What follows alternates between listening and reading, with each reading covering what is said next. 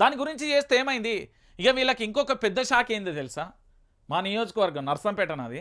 నర్సంపేట నియోజకవర్గ ఎమ్మెల్యే దొంతి మాధవరెడ్డి దీనికి డుమ్మాగొచ్చిండు.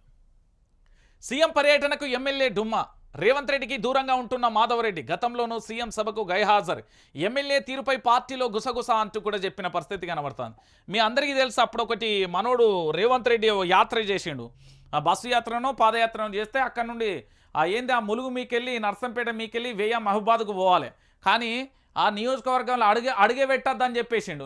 నియోజకవర్గంలో అడిగే పెట్టద్దని చెప్పేసి రేవంత్ రెడ్డిని అటుముఖాన్ని నుంచి అటే పంపించండి. ఇప్పుడు రేవంత్ రెడ్డి మీద ఈ దొంతి మాధవరెడ్డి గుసగుస ఉన్నాడు. ఎందుకున్నాడు అంటే ఈయనకు మంత్రి పదవి ఇవ్వలేము. మొన్న వచ్చిన వాళ్ళందరికీ మంత్రి పదవులు ఇచ్చినాం, మాకు ఎందుకు మంత్రి పదవులు ఇవ్వలేదు అనేది అలకబూనిండు. గతంలో సీనియర్ నాయకులను పక్కన పెట్టి అసలు నన్ను అడిగితే సీఎంను దేక్తనే లేడు. ఈయన దొంతి మాధవరెడ్డి అనే ఎమ్మెల్యే సీఎంను దేక్తలేడు. అంటే ఒకసారి ఆలోచించండి, కాంగ్రెస్ పార్టీలో అంతర్గతంగా ఎంత అది ఒక అగ్నికిల లెక్క ఉడుకుతుంది. అది ఎప్పుడో లావలెక్క బద్దలవుతుంది. అప్పుడు అగ్నికిలని బయటపడితే ప్రభుత్వం మరి ఉంటుందా పోతుందా అనేది మనం కూడా వేచి చూడాలి.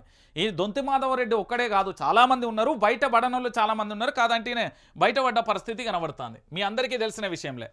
ఇక దాంతో పాటుగా హోంమంత్రి రాష్ట్ర రాజధానిలో రక్తపాతం 24